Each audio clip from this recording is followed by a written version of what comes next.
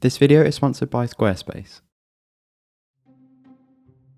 The people say, how are we going to attack?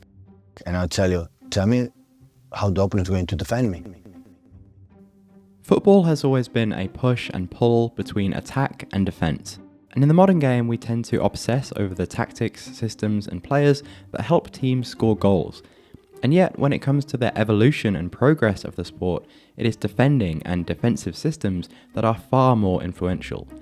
Today, those systems are more complex and demanding than ever before, and any team that competes at the top level must be exceptional across all phases of the game. One of the sides currently doing that very well is Bologna in Serie A. Under head coach Thiago Motta, they are massively overperforming expectations this season, playing a unique possession football that I covered here in my very last video. But Bologna's success is largely down to an excellent defensive foundation, and to understand just how intricate and oppressive modern defences can be, Motta's team are the perfect example. The sponsor of this video is Squarespace, and like a good defense, your online presence is likely to be the foundation of your business success. And Squarespace makes it easy to build a website that not only looks amazing, but actually helps your business grow. So you're not going to need any coding to put it together, just pick a template that you like, and the Fluid engine helps you turn that into your own unique site. Drag and drop to rearrange sections, choose your color palette to reflect your brand, and add any product or service pages. Then with a full suite of analytics, you can see how people are actually interacting with your site, where visits are coming from, and how your products are performing. So check out squarespace.com for a free trial, and when you're ready, you can go to squarespace.com/ApurosFootball for 10% off your first website or domain. Most of you will be aware of the difference between man marking and zonal marking. With man marking, your main reference point is your opponent, and you follow them wherever they go in order to apply pressure. But in zonal marking, your main reference is your teammates, and as the ball moves, you retain regular distances between you and your teammates to retain the overall team structure. And these two approaches kind of represent the two fundamental pillars of defending: controlling space, as in zonal marking, and reducing time on the ball, as in man marking. But many teams, including Bologna, have found a compromise between these two approaches, a sort of best of both worlds, to both control the middle of the pitch and apply constant pressure on the opponent. And the very jargony term for that is man-oriented zonal marking. And this is what it looks like. On the face of it, it's a zonal system, in this case a 4-4-2. You've got no pressure on the centre-backs, a reasonably high line, and narrow wide players, creating a block that is compact both vertically and horizontally. The aim, of course, being to restrict any progression through the middle of the pitch, and so you're retaining the major benefit of zonal marking.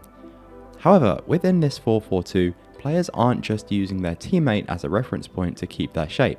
Instead, they're actively looking for opposition players to press and adjusting their positions to make that easier, so when they receive it, you can pressure them immediately. From here, it resembles more of a man-to-man system.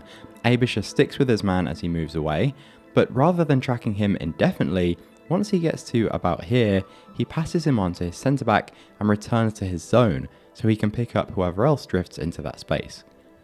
So it is still zonal because your teammates are your initial reference, but it's man-oriented because within that zone, you're actively seeking players to press, even if it means creating a gap between you and your teammates. And as you can imagine, to make this work, you need a lot of communication.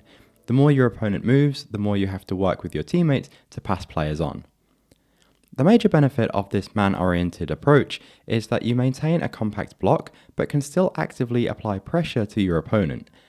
That shift is a major feature of Motta's Bologna, and is initiated by what's known as a pressing trigger, which can be a number of things during the game. Some triggers are predetermined, for example, you press as soon as a player approaches the halfway line, but others are more spontaneous, so here Xerxes pounces on a bad pass and the whole team responds in a press. Others are based on pass type, for example a backwards pass from fullback to centre-back. And the most important thing, regardless of the trigger, is that this press is synchronized. When one player goes, everybody has to go. And this is where man-oriented marking is useful, because players should already be in striking distance of their opposite number. Of course, this only works if your basic shape somewhat aligns with your opponent's. If your opponent plays with 2 8s, you need 2 6s to apply pressure to each of them. If your opponent plays 2 6s, then you need 2 8s. In other words, Bologna change their defensive shape every single game to deal with whatever their opponent is playing, and that allows them to turn up the level of aggression at any point. For example, Bologna use static situations like goal kicks and free kicks to become even more man-oriented, pressing effectively man-to-man from the start. So within different phases, we're going to have different levels of aggression, and the complexity doesn't stop there. Because once the press is initiated, it's not just about everyone sprinting to try and win the ball. Instead, Bologna often set pressing traps to force opponents into certain parts of the pitch. So here Ferguson and Xerxes curve their run to force the play to the left, and Orsolini stays narrow to isolate the left back. The ball goes exactly where it's supposed to, and the trap is eventually sprung.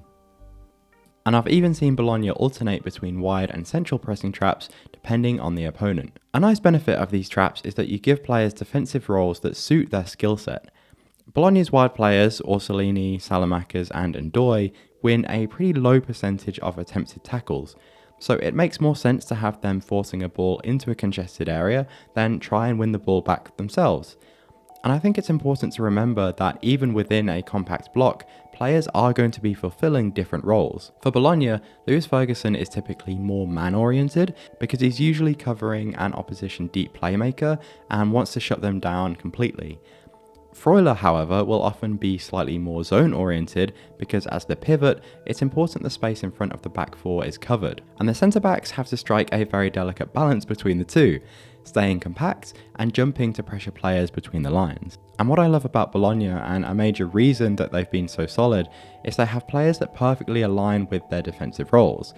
Ferguson has a great engine and can chase after defensive midfielders all day long.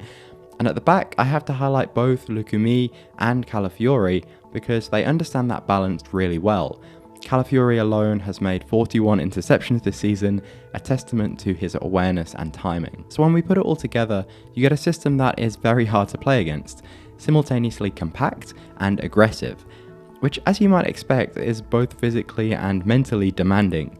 Physically, because for an entire 90 minutes you're trying to put almost every pass under pressure, which requires a lot of sprints. And mentally, because you can't just focus on one man, you're constantly making decisions about what space to cover and who to press. Which ultimately is the main weakness of this system. That moment when opponents move between zones and you have to pass a player off to someone else, if that doesn't happen quickly enough, you can get exploited. And only takes a slight hesitation for the whole thing to break down. Overall though, Bologna's aggressive twist on zonal marking has made them one of the best defences in Serie A, with an ability to manage constant changes of shape, nuanced roles for individuals, and the physical effort of applying near constant pressure, creating defensive shapes that are far from a traditional 4-4-2. Which brings me to a closing quote from Italy coach Luciano Spalletti, who claimed last season that there are no tactical schemes anymore. The spaces are no longer between the lines, but among players. The skill is in manipulating opponents to create spaces rather than simply finding the space. And so, as defensive lines continue to blur and teams seek new ways to overcome that, the push and pull between attack and defense will go on. If you enjoyed this video, you can get an extended analysis by becoming a member on Patreon. I'll discuss why this type of defending became popular in the first place, and 3 things that teams are doing to overcome it. So check that out with the link on screen.